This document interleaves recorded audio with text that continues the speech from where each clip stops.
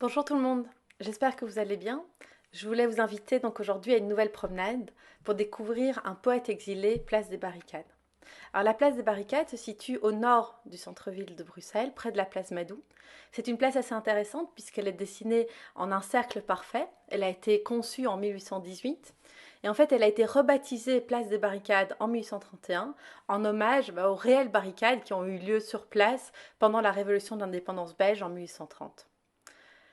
Qui habitait au numéro 4 de la place des Barricades? C'est Victor Hugo, le grand écrivain français qui a donc habité dans cette maison qui est aujourd'hui rénovée et qui apporte la plaque sur son mur qui indique la famille de Victor Hugo et Victor Hugo a habité dans cette maison entre 1866 et 1871.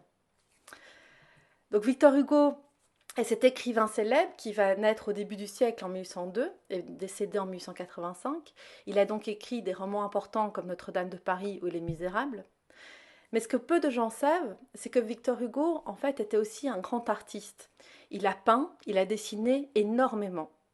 Ses premiers dessins, on les connaît vers 1830, donc quand il était encore assez jeune, et puis tout au long de sa vie, on va retrouver des feuilles de lui.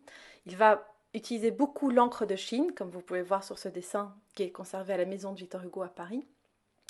Il va exceller dans la technique du lavis, comme on va le voir, donc ce travail de l'eau et de l'encre, de l'aquarelle, pour faire des paysages tout à fait imaginés. On va dire de Victor Hugo qu'il va faire partie des peintres romantiques. Alors le mouvement romantique au milieu du 19e siècle est un mouvement qui s'étend d'Allemagne en France, jusqu'en Belgique aussi. C'est ces artistes qui sont exaltés face à la nature, qui sont fascinés par le passé, le Moyen Âge, les ruines, les cathédrales, les châteaux, qui vont vraiment faire ce lien entre la nature, ce qu'ils voient, et leur ressenti, leur émotion. Et vraiment cette connectivité, cette connexion entre le paysage, ce qui nous entoure et l'état d'âme de l'artiste. Donc Victor Hugo, on va le voir, va réaliser justement ces paysages tout à fait émotionnels, ces paysages qui sont entre la réalité et le monde rêvé. Enfin, Victor Hugo est aussi un homme politique. En 1851, il va s'opposer de manière très violente au coup d'État de Napoléon III. Et c'est pourquoi il sera exilé et qu'il va devoir s'enfuir en Belgique dès 1851. Alors, il a publié en Belgique Napoléon le Petit, que vous voyez ici sur l'écran, qui est un pamphlet très virulent contre Napoléon III. Et ce pamphlet va faire qu'il ne va plus être tout à fait en sécurité en Belgique. Et c'est pourquoi il va devoir quitter cette grande partie de son exil qui est beaucoup plus connue, qui est son exil à Jersey et puis à Guernesey, où il va avoir sa maison. Donc la deuxième maison Victor Hugo se trouve à Guernesey et où il va vivre la plus grande partie de son exil. Et pourtant, de ces îles britanniques, il va beaucoup voyager et chaque année, il va revenir en Belgique pour des petits, des moyens et des plus longs séjours. Et c'est ce qu'on va voir aujourd'hui. Alors, la maison habitée par Victor Hugo à Bruxelles, la plus célèbre, se trouve sur la Grand Place, au numéro 27, comme vous voyez là sur l'écran, avec cette plaque qui indique que donc Victor Hugo habitait dans cette maison en 1852. Alors, quand il s'est enfui à Bruxelles en 1851, il va d'abord vivre dans quelques hôtels et puis il va habiter au numéro 16 de la Grand Place, la maison du Pigeon, où il va trouver que l'appartement est trop petit. Et donc c'est pour ça que c'est qu'en 1852 qu'il va se trouver dans cette belle maison. Toutefois, ce qui est intéressant, c'est que Victor Hugo va y vivre que quelques mois, et pourtant cette maison va garder en fait cette espèce d'aura d'avoir accueilli Victor Hugo pendant son exil, pendant les premiers temps de son exil à Bruxelles. Donc ce qui est assez curieux et intéressant, c'est que si vous voyez dans les cartes postales anciennes, comme sur celle-ci, vous voyez la représentation de la Grand Place, mais vous voyez que la légende indique qu'il s'agit de la maison du roi, la maison des tailleurs et de Victor Hugo. Donc, elle a comme un attrait touristique, ce petit fait d'histoire que cet écrivain a habité donc sur cette maison, dans cette maison de la Grand Place. C'est aussi pour vous montrer que Victor Hugo, au moment de son exil, est déjà un homme très connu, très célèbre. Il a déjà publié Notre-Dame de Paris, et donc il avait cette forme de célébrité. Ce n'était pas un exilé parmi d'autres qui était caché. Il est venu à Bruxelles sous un faux nom, avec un faux passeport, mais une fois dans la ville, évidemment, il avait réuni autour de lui toute une communauté d'artistes et d'écrivains. Qui lui ont permis aussi de pouvoir donc recréer toute une petite scène culturelle autour de lui dans la capitale belge. Un autre de ses séjours est assez important, il s'agit de son séjour en 1862. Victor Hugo décide de s'installer près de la butte de Waterloo, puisqu'il doit terminer son roman des Misérables, et dans Les Misérables, il y a cette scène fantastique où il décrit la bataille de Waterloo. Il veut donc se retrouver dans les lieux, ressentir l'atmosphère pour pouvoir écrire cette scène. Cette scène qui est très bien écrite, très détaillée, très vivante, il l'a donc écrite sur place. Il décide la même année, une fois que son roman est terminé, de publier Les Misérables à Bruxelles. Et donc vous voyez ici une première édition de ce roman célébrissime qui est donc édité à Bruxelles par les éditeurs Lacroix et Verboeckhoven en 1862. Et enfin, c'est en 1866 que Victor Hugo et sa famille, son épouse Adèle et ses enfants, vont s'installer au numéro 4 de la place des Barricades. C'est une maison vraiment familiale, dans le sens que beaucoup de choses liées à la famille va s'y produire. Par exemple, son fils, Charles, va épouser une jeune femme belge, et donc ils vont en fait créer leur chez-soi, créer leur maison familiale dans cette maison numéro 4, avec Adèle et les autres frères de Charles.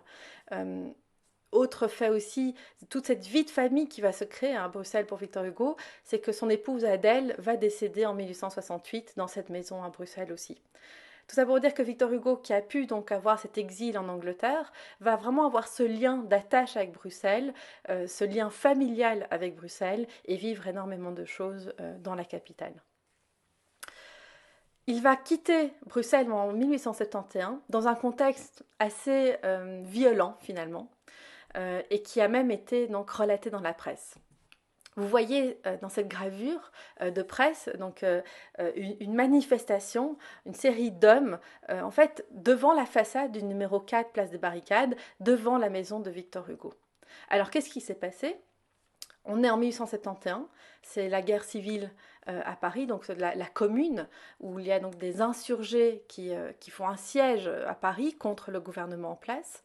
À ce moment-là, Victor Hugo est à Bruxelles, mais il publie un article dans la presse belge qui demande au gouvernement belge de faire de ces communards des réfugiés politiques et de tous les accueillir à Bruxelles et en Belgique. Il va jusqu'à dire qu'il ouvre les portes de sa propre maison pour accueillir ces réfugiés et il demande, en fait, il met un peu l'État belge face à une demande très forte, donc d'accueillir ses opposants à l'État français. Il va y avoir donc une manifestation qui va se créer sous ses fenêtres en pleine nuit. Ce qui est intéressant, c'est que les archives générales du royaume à Bruxelles possèdent tous les documents liés à cet événement. Donc on a le procès verbal qui décrit cette manifestation. Donc il y avait une trentaine d'hommes sous les fenêtres qui ont commencé à arracher les volets du premier étage, à envoyer des pierres et à briser un carreau. Cette foule criait à mort Victor Hugo, à mort Jean Valjean. Donc c'était vraiment toute une population contre les idées de Victor Hugo, qui soient eux-mêmes français, royalistes ou belges, qui refusaient l'entrée de tous ces exilés en Belgique. En tout cas, cette manifestation fait du bruit. Victor Hugo va donc se plaindre à la police, mais l'État belge va décider que c'est à Victor Hugo de quitter le territoire. Évidemment, l'article avait été perçu par le gouvernement belge comme une attaque aussi assez forte. Et donc, les archives possèdent aussi ce courrier qui vraiment vient marquer le départ de Victor Hugo de la Belgique, un courrier par le ministre de la Justice, donc qui oblige Victor Hugo, comme vous voyez ici, à quitter immédiatement le royaume avec défense d'y rentrer à l'avenir. C'est vraiment un document, on va dire, qui vient couper de manière assez forte la relation de Victor Hugo avec la Belgique. À ce moment-là, il va rentrer à Paris. Évidemment, le contexte politique va faire qu'il va pouvoir rester en France jusqu'à la fin de sa vie. Et il va encore parler de cette année 1871 et de ce départ, de ce rejet de la Belgique après toutes ces années, comme une année très sombre et comme un fait quand même assez triste dans sa vie.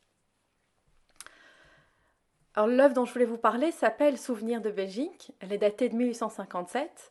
Vous voyez qu'elle est réalisée à l'encre de Chine. Il y a de l'aquarelle, comme vous pouvez voir, avec de la couleur bleue et un peu de gouache blanche, comme vous pouvez le voir à droite. Elle fait 14 sur 32 cm, donc elle est vraiment toute petite. Il faut imaginer qu'on est ici dans une taille qui est plus petite qu'un document A4. Cette œuvre-ci est en collection particulière, donc je ne peux pas vous inviter à aller la voir en musée. Elle est passée sur le marché dans les années 2000, et donc elle va peut-être réapparaître un jour. Mais il y a très peu d'œuvres en fait de Victor Hugo qui représentent ou qui évoquent la Belgique, et celle-ci incarne tout à fait son art et sa vision artistique. C'est pour ça que je l'ai choisie aujourd'hui. Donc comme je vous le disais, par rapport aux artistes romantiques, il y a vraiment cette nature qui est réinventée. Hein, on perçoit bien quand on voit cette ville qu'on n'est pas dans une représentation illusionniste de la nature, du skyline, d'une représentation, on va dire, réaliste du monde. Ça annonce le symbolisme. C'est pour ça que Victor Hugo est un artiste important, c'est qu'il vient vraiment faire le pont entre les artistes romantiques du 19e siècle et ce mouvement symboliste qui va apparaître plutôt dans les années 1880-1890, où évidemment la nature, l'œuvre d'art, toute représentation vient plutôt faire référence à un rêve, à un monde imaginé, à quelque chose de tout à fait symbolique, comme on a pu voir par exemple dans la promenade avec Fernand Knopf. Donc, on est dans ce paysage entre réalité et imaginaire, donc je ne peux pas vous dire que ce dessin représente une ville précise. Il est vraiment, ce dessin qui s'appelle Souvenir de Belgique fait vraiment qu'il a comme été chercher quelques éléments de souvenirs, quelques représentations de maisons, quelques visions d'églises, de clochers, et il est venu en faire une forme de collage pour représenter ce long paysage, cette longue représentation d'un univers plus que d'une représentation d'une ville réelle. Il faut imaginer qu'en 1857, le paysage se développe, il y a l'école de Barbizon, et donc on est dans des représentations plus comme celle-ci. J'ai choisi cette œuvre-là, mais j'aurais pu en choisir 1000 autres, par Gustave Courbet, puisqu'elle date de la même année, de 1857, et vous voyez qu'on est dans deux esthétiques complètement différentes. Dans le paysage de Barbizon, qui était vraiment le paysage le plus habituel dans le monde de l'art en France à l'époque, il y a cette volonté de représenter des lieux précis, une forme de réalisme dans l'atmosphère. Vous voyez que par exemple la rivière reflète joliment les pierres, il y a la palette, les couleurs qui sont représentées sont des couleurs réelles aussi, les arbres sont verts, le ciel est bleu, il y a aussi un travail de représentation de différents plans, avec les herbes du premier plan qui sont assez nettes, et puis plus on s'éloigne, plus les arbres deviennent un peu flous. Dans l'œuvre de Victor Hugo, on est dans quelque chose de beaucoup plus abstrait, de beaucoup moins réaliste et de tout à fait imaginaire. On est là dans presque une idée de ce que pourrait être un rêve ou un inconscient ou un souvenir, parce que comme je reviens, le titre de cette œuvre c'est Souvenir de Belgique. Il a presque pu représenter ce que c'était un souvenir finalement, ces recompositions d'impressions, de sentiments, de représentations qu'on a lorsqu'on a été visiter un lieu. Alors, je vous parle souvent du sujet des œuvres d'art, et je veux vous parler aussi ici un tout petit peu de la technique, puisque Victor Hugo va exceller dans la technique de ce qu'on appelle du lavis et de l'encre. J'ai pris ce détail pour vous montrer, évidemment, rien qu'avec l'aquarelle, le côté très violent, le côté très expressif de sa technique. Vous voyez qu'il n'a pas pris un pinceau et qu'il n'a pas fait une forme d'un nuage. Il n'y a aucune indication en crayon non plus, il n'y a pas de dessin sous-jacent. Donc on imagine, on voit juste en fait une tache. Si on regarde juste le bleu, je vous demande de faire l'exercice, vous voyez en fait une tache. Et l'œuvre de Victor Hugo va vraiment se constituer autour en fait de ces taches, que ce soit à l'aquarelle ou à l'encre. Il va partir de ce que cette technique peut lui offrir, de choses un peu abstraites, puisque évidemment quand on met de l'aquarelle et puis qu'on met de l'eau, la couleur se diffuse. Il y a quelque chose évidemment d'incontrôlé dans cette technique que Victor Hugo aimait beaucoup. Et donc vous voyez cette tache qu'il est venu juste rajouter un peu d'eau pour créer le côté un peu nuage. Et puis si vous regardez la représentation du paysage, avec évidemment ces zones d'encre, évidemment un peu plus dessinées, avec cette très jolie maison flamande en bas à votre gauche, ou évidemment cette représentation d'église qui est superbe. Et puis sinon aussi, si vous regardez les zones plus sombres, on est là dans des taches, dans des zones plus diluées, où la réalité semble vraiment prendre de la distance en fait. Ici, je voulais vous montrer ce texte assez touchant de Georges Hugo, qui est le petit-fils de l'écrivain et qui décrit très bien en fait la technique de Victor Hugo. Donc il dit, je le vis dessiner quelquefois, il jetait l'encre au hasard, en écrasant la plume d'oie qui grinçait et crachait en fusée. Puis il pétrissait, pour ainsi dire, la tache noire qui devenait bourg, forêt, lac profond ou ciel d'orage. Il mouillait délicatement de ses lèvres la barbe de la plume et en crevait un nuage d'où tombait la pluie sur le papier humide.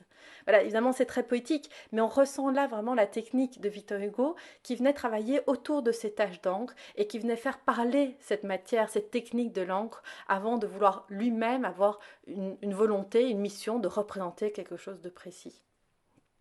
Alors pour vous montrer quelques exemples de l'œuvre de Victor Hugo, vous voyez ici cette œuvre qui s'appelle Ma destinée, qui est une œuvre très importante de 1867. Là, évidemment, je voulais vous montrer cette œuvre pour que vous ressentiez cette technique dont je vous parlais.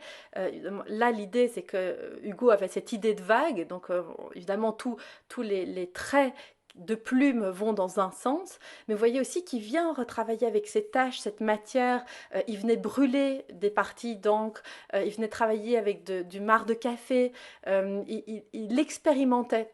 Et c'est peut-être ça qui est très intéressant chez Victor Hugo, c'est que comme il n'était pas un artiste, on va dire, public, hein, il faisait ça pour lui ou pour ses intimes, il avait une liberté d'expérimentation, de création qui fait qu'il a fait un bond énorme pour l'histoire de l'art et qu'il a amené une extraordinaire modernité dans la façon de représenter la nature et la réalité. Si vous regardez la partie gauche, par exemple, du dessin, on est dans quelque chose de presque tout à fait abstrait. Il n'y a presque plus que la matière, l'encre, le papier. On oublie qu'on est face à quelque chose qui est donc évidemment la représentation de cette vague, de cette destinée, de ce voilier qui vient être bousculé par la mer. Pour vous dire aussi que Victor Hugo faisait de très belles figures, qu'il avait un très beau tracé. Ici, c'est une femme masquée qui est aussi donc, une œuvre conservée à la maison de Victor Hugo de Guernesey. Il avait une facilité aussi de représentation.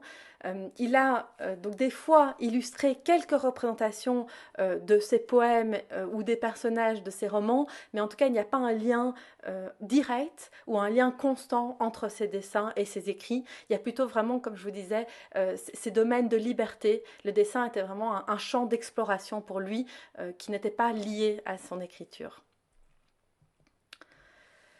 Pour revenir au contexte des œuvres d'art, dont je vous avais parlé comme la dernière fois lors de la promenade dans l'église baroque du béguinage, les œuvres ont leur contexte, donc là c'était l'œuvre dans l'église. Pour certains dessins, le contexte c'est juste la façon dont il a été encadré, dont il a été placé. Et donc quand on prend, de nouveau, c'est juste faire un pas de recul, et c'est de voir le dessin, pas que l'image, mais ce qui l'entoure. Vous voyez que ce dessin en fait a été collé sur un passe-partout, un carton, qui a été inscrit, annoté par Victor Hugo lui-même. J'ai fait un petit travail de contraste et de couleur pour que vous ayez une meilleure idée de ce qui était écrit. Donc, Victor Hugo titre son œuvre Souvenirs de Belgique, et puis il indique à mon excellent et digne compagnon d'exil, le docteur Terrier, et puis il signe Victor Hugo, et puis il date évidemment l'œuvre de 1858. Enfin, la dédicace de 1858. Et donc le docteur Terrier va être un ami très proche de Victor Hugo, qui était en exil avec lui à Guernesey. C'est intéressant de voir évidemment ce contexte documentaire, puisque d'une part, eh ben, on voit le titre de l'œuvre, donc on voit le lien que Victor Hugo fait avec la Belgique, avec ce paysage presque imaginé, et puis aussi on voit l'utilité des dessins de Victor Hugo, puisqu'il n'avait pas, Victor Hugo n'exposait pas de son vivant, il n'avait pas une volonté de vendre ses dessins de son vivant. Par contre, il les offrait à des amis. Et donc ça, il y a plusieurs cas de dessins de Victor Hugo avec des dédicaces pour ses amis proches. Alors, Victor Hugo va avoir un lien évidemment très fort à la Belgique jusqu'en 1871 et encore après il va s'en souvenir. Je voulais vous citer cette lettre de 1837 qui date du tout premier séjour de Victor Hugo dans la capitale. Et donc il décrit l'hôtel de ville de Bruxelles comme un bijou, une éblouissante fantaisie de poète tombée de la tête d'un architecte. Et puis la place qui l'entoure est une merveille. À part 3 ou 4 maisons que de modernes de cuistre ont fait dénaturer, il n'y a pas là une façade qui ne soit une date, un costume, une strophe, un chef-d'œuvre. J'aurais voulu les dessiner toutes l'une après l'autre. Ce texte est intéressant d'une part pour évidemment décrire le rapport de Victor Hugo avec Bruxelles, cette fascination qu'il avait pour la ville et pour la Belgique. Hein. Il va voyager à Namur, à Mons, à Gand. Il va écrire des textes comme ça sur la richesse de la culture belge qui va explorer vraiment pendant toutes ces années. Mais ce qui est intéressant, c'est surtout cette dernière phrase, j'aurais voulu les dessiner toutes l'une après l'autre, pour vous dire évidemment qu'on a cette idée de Victor Hugo écrivain, mais on voit là que même dans cette approche d'une ville, finalement, il y a son côté dessinateur qui prend le dessus, et sa volonté de vouloir capturer ce qu'il voyage, enfin ce qu'il voit pendant ses voyages, ce qu'il découvre par sa plume, par le dessin, plutôt que par les mots. Et il va avoir cette attache pour Bruxelles.